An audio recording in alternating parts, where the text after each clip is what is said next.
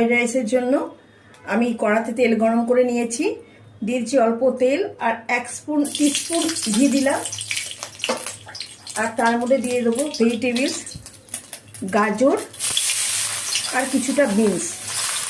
আমি কিন্তু এর মধ্যে কোনো কাজু কিশমিশ দিলাম না, মানে চাইনিজ ফুডে কাজু কিশমিশ কিন্তু দেয় না।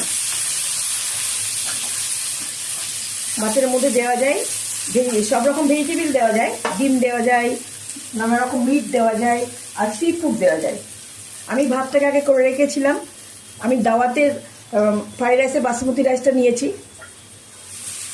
জলের মধ্যে তেল, কাঁচা লঙ্কা, নুন দিয়ে আমি রাইসটাকে আমি বয়েল করে রেখেছিলাম।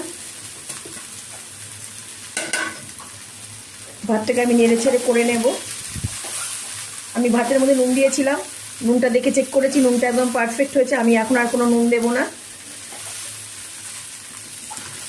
ভাতটা নাড়াচাড়া করে ভাতটা করে নেব। আর আমি একটু ডিমের ভুজিয়া করে রেখেছিলাম, আমার কাছে এই মুহূর্তে নেই, সিফুড কিছু আমি দিলাম না। আমি ডিমের ভুজিটা দিয়ে দিচ্ছি।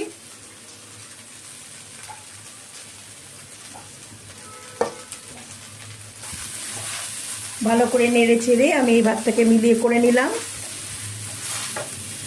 রেডি আমার ফ্রাইড রাইস। ভালো লাগলে আপনারা এইভাবে করে দেখবেন, লাইক কমেন্ট একটু শেয়ার করে দেবেন। ভালো থাকবেন, সুস্থ। ধন্যবাদ। আর আজ নববর্ষ, শুভ নববর্ষ।